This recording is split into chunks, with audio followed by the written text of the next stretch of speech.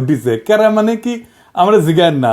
ইলিয়াসের একটা ভিডিও আছে শাওনের কেরা উঠিছে, আমি দেখি না ভিডিওটা, শুধু থাম্বনেল দেখেছি, তাই কেরা মানে আমি জানি না, কিন্তু কেরা কথাটা খুব পছন্দ হয়েছে। বিএনপির কেরাটা বোঝার জন্য আপনাকে না মেডিকেল সায়েন্স কই, হ্যাঁ আবার ডরায়েন না, সেটা খুব সহজ জিনিস।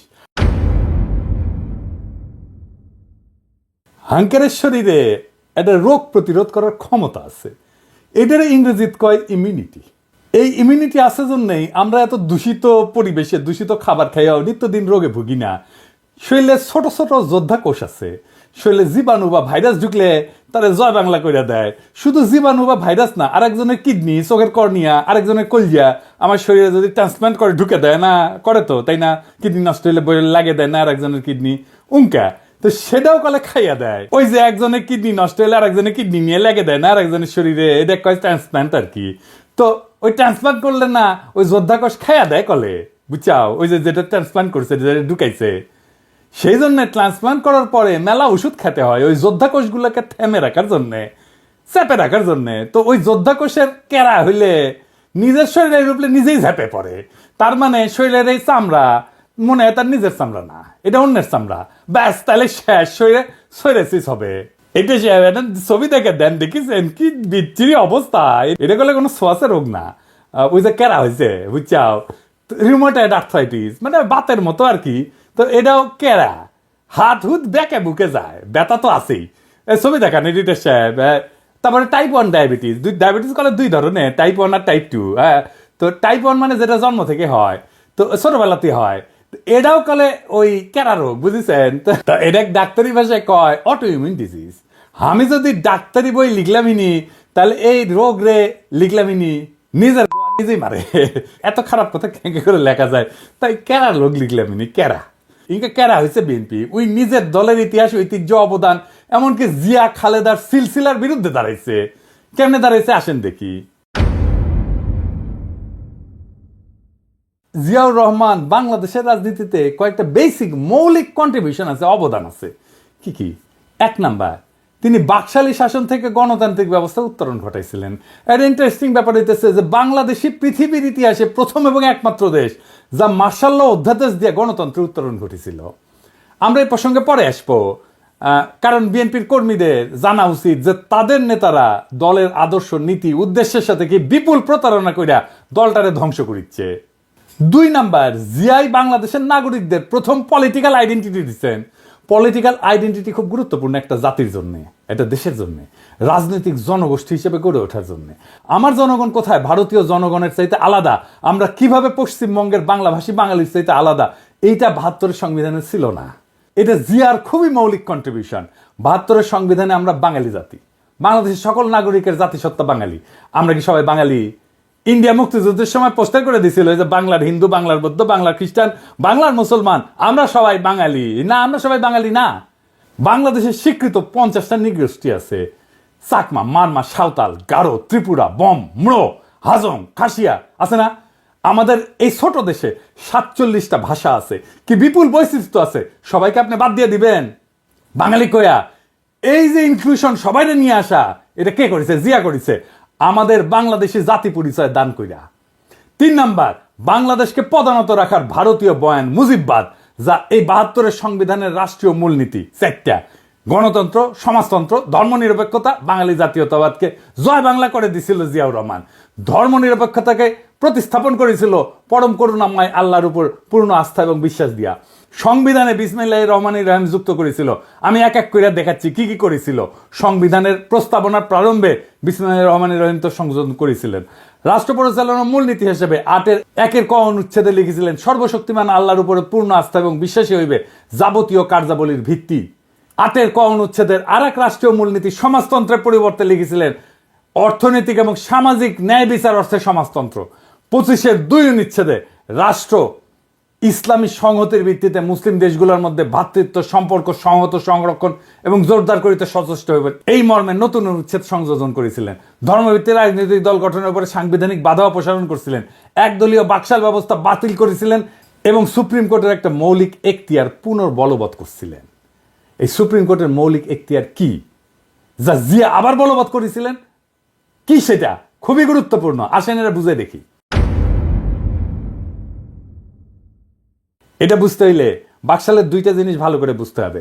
বাংলাদেশ নামের যে রাষ্ট্র 1971 তৈরি হয়েছিল, সেই রাষ্ট্রটাকে কার্যত ধ্বংস করে দেয় বাকশাল। বাকশাল কিভাবে মুক্তিযুদ্ধের মধ্যে দিয়ে গঠিত রাষ্ট্রকে ধ্বংস করেছিল? দুইভাবে। এক, বাকশাল যে আইনে হয়, সেই 4th সংশোধনী আইন 1975 সংবিধানের অনুচ্ছেদ 11 সংশোধন করে বলা হয়েছিল, ইংরেজিত যেতে কইছে তাই ঠিকই কইছে, তাই না? এটা বাংলা করলে দাঁড়ায়, সংশোধনের আগে সংবিধানের অনুচ্ছেদে 11তে লেখা ছিল যে প্রশাসনের সর্বস্তরে জনগণের নির্বাচিত প্রতিনিধিদের মাধ্যমে জনগণের অংশগ্রহণের কথা বলা ছিল। এটা বাতিল করে দেওয়া হলো। অর্থাৎ রাজনৈতিক নেতৃত্ব বা সোজা বাংলায় শাসক নির্বাচনের ক্ষমতা আর রাষ্ট্রীয় কাজে রাজনৈতিক জনগোষ্ঠী হিসেবে জনগণের অংশ নেওয়ার ক্ষমতাই থাকলো না। এই কাজটাই করেছিল হাসিনা, বিনা ভোট, নৈশ ভোট, দামি ভোট কইরা। এটাই ইন্ডিয়ান প্ল্যান, যে বাংলাদেশের ভূখণ্ড থাকবে, মানুষ থাকবে, কিন্তু নেতা নির্বাচনের ক্ষমতা থাকবে না, যেটা হাসিনা করেছিল। 2 নাম্বার, সংক্ষুব্ধ কোনো নাগরিকের আদালতে যাওয়ার একটা মৌলিক অধিকার ছিল 44 অনুচ্ছেদে। বাকশাল সংশোধনীতে সে খোদ 44 অনুচ্ছেদকে বিলুপ্ত করে দেওয়া হয়। একই সাথে 102 অনুচ্ছেদে সুপ্রিম কোর্টকে দেওয়া অধিকার, অর্থাৎ সংক্ষুব্ধ কোনো নাগরিকের আবেদন শুনতে এবং প্রতিকার দিতে নির্বাহী বিভাগকে আদেশ দেওয়ার আদালতের ক্ষমতাকেও বাতিল করে দেওয়া হয়। মানে রিট আপনি করতেও পারবেন না, আদালত রিট শুনতেও পারবে না। রিট জিনিসটাই বাতিল করে দিছিল। সোজা কথায় 4th সংশোধনী আইন রাষ্ট্রের নাগরিকের সংক্ষুব্ধ হওয়ার মৌলিক অধিকার রদ করে দিছিল। এটা জিয়া পুনরায় বলবৎ করছিলেন। এইটা আদালতের একটা মৌলিক ক্ষমতা, রিট গ্রহণ করার ক্ষমতা, রিট শোনার ক্ষমতা। এই বৈপ্লবিক পরিবর্তনটা সংবিধানে ছিল কিভাবে? 5ম সংশোধনীর মাধ্যমে। এই যে যা যা জিয়া করছিল রাষ্ট্র গঠনের ক্ষেত্রে, তাই 5ম সংশোধনী। শুধু তাই না, জিয়ার শাসনের বৈধতা ছিল 5ম সংশোধনী। সেই 5ম সংশোধনী ছিল আওয়ামী লীগ সিপিবির গলার কাটা। তাই এইটার একটা ব্যবস্থা করেছে। কিভাবে? এটা বাদ দিতে পারলেই অবিকৃত বাকশাল ফিরে আসে। এটাই ছিল আওয়ামী লীগ সিপিবির প্রজেক্ট। ইনফ্যাক্ট এটা ইন্ডিয়ান প্রজেক্ট। 5ম সংশোধনী বাদ দিয়া দেয় হাসিনা আদালতের রায়। ওইটা মুন সিনেমা হলের মালিকানার রায়ের মধ্যে সামে 5ম সংশোধনী বাতিল করে দেয় হাসিনা। ফলে জিয়ার শাসন আইনত বাংলাদেশে এখনো অবৈধ। বিএনপি যদি জিয়ার সংবিধান চাইতো মানতাম, ওই জিয়ার সংবিধান থাকলে হাসিনার ফ্যাসিস্ট শাসন চালু করতে পারতো না। জিয়ার সংবিধান হচ্ছে 5ম সংশোধনীর সংবিধান, সেইটা বিএনপি চায় না, চায় 72-এর সংবিধান। নিজের ইতিহাস, নিজের ঐতিহ্যের বিরুদ্ধে দাঁড়াইতেছে বিএনপি।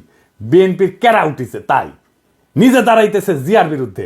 এইবার বলেন, এই বিএনপি তৃণমূলের কর্মীরা আপনাদের আবেগের সাথে, জিয়ার রাজনৈতিক উত্তরাধিকারের সাথে আজকের বিএনপি বেইমানি করছে কিনা আপনি বলেন? কার জন্য করছে এটা জিজ্ঞেস করেন আপনাদের নেতাকে। কার সাথে জিয়ার রাজনৈতিক ঐতিহ্যের বিরুদ্ধে দাঁড়ায় মুজিববাদী সংবিধান, 72-এর সংবিধান রক্ষার জন্য উঠা পড়া লাগছে? আমারে বলে আমি বিএনপি বিরোধী। হইতেই পারি বিএনপি বিরোধী, কিন্তু বিএনপি তো জিয়া বিরোধী হয়েছে, আমি তো জিয়া বিরোধী না। আসুক বিএনপির নেতারা আমার সাথে বাহাস করতে এই ইস্যুতে, তাদের জবাব দিতে হবে কেন তারা জিয়ার সংবিধানকে ত্যাগ কইরা মুজিববাদী সংবিধান রক্ষায় নামিছে। বিএনপির সাথে আমার শুধু না, আপামর বাংলাদেশের জনগণের বিরোধের জায়গাগুলো শুনে রাখেন, বিএনপি নেতারা শুনে রাখেন, বিএনপি কর্মীরাও শুনে রাখেন। 1 নাম্বার, বিএনপি আওয়ামী লীগকে ভোটে আনতে চায়, আমরা এটা চাই না। 2 নাম্বার, বিএনপি মুজিববাদী সংবিধানকে রক্ষা করতে চায়, আমরা এটা ছুঁড়া ফেলতে চাই। আমরা জিয়ার সংবিধান মাইনা নিতে রাজি আছি, কিন্তু কোনোভাবেই 72-এর মুজিববাদী সংবিধান মানব না। 3 নাম্বার, প্রথম আলো ডেইলি স্টারের পিঠ বাঁচাইতে আগায় আসা যাবে না, বিএনপি আগায় আসছে। প্রথম আলো ডেইলি স্টারের হোগা যারা চাটবে তাদের সাথে কোনো পীড়িত নাই, তাদের সাথে ঐক্য অসম্ভব। 4 নাম্বার, বিএনপিকে ভারত প্রেম ছাড়তে হবে। বিএনপি ভারতের সাথে 2019 সালেও সম্পর্ক করতে গেছিল, পাত্তা দেয়নি ভারত।